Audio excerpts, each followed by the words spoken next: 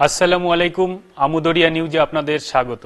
আপনাদের সঙ্গে আমি এরশাদ কয়েকটি গুরুত্বপূর্ণ খবর পড়ছি। আমেরিকায় যে প্রায় 20,000 নথিপত্রহীন অভিবাসী ভারতীয় রয়েছেন তাদের দেশে ফেরাতে ভারতের অসুবিধা নেই বলে জানিয়ে দিয়েছেন ভারতের পররাষ্ট্রমন্ত্রী এস জয়শঙ্কর।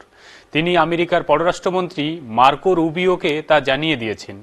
তবে জয়শঙ্কর জানান, যারা বৈধভাবে আমেরিকায় যেতে চান তাদের ভিসা পেতে অনেকটা অপেক্ষায় থাকতে হয়।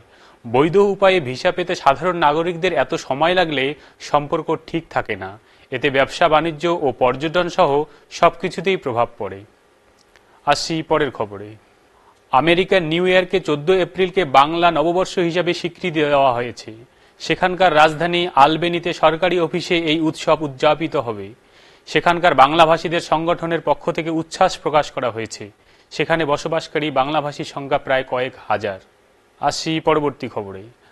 কলকাতার ঠাকুরপুকুর এলাকায় এক মহিলার নলি কাটা দেহ মিলেছে তারই ফ্ল্যাট থেকে। বৃহস্পতিবারের ঘটনা। বুধবার ওই মহিলা নার্স পরিচয় দিয়ে ভাড়া নিয়েছিলেন। তার স্বামীর পরিচয়ও দেন। এদিন সকালে তার দেহ মেলে ঘরে। পুলিশ ঘটনার তদন্ত শুরু করেছে। আসি পরের খবরে। প্রাক্তন মন্ত্রী ও বিজেপি নেতা জন বার্লাকে মুখ্যমন্ত্রী মমতা ব্যানার্জির সঙ্গে একই মঞ্চে দেখা গেল। আলিপুরদুয়ার জেলার একটি সভায় জন বার্লা যোগ দেন। তার সঙ্গে মুখ্যমন্ত্রী কিছুক্ষণ কথাও বলেছেন। তবে জন সরকারিভাবে কবে তৃণমূলে যোগ দেবেন তা এখন স্পষ্ট নয়। আজ পর্যন্তই। পরবর্তীতে আসবো অন্য খবরের সাথে। খোদা হাফেজ।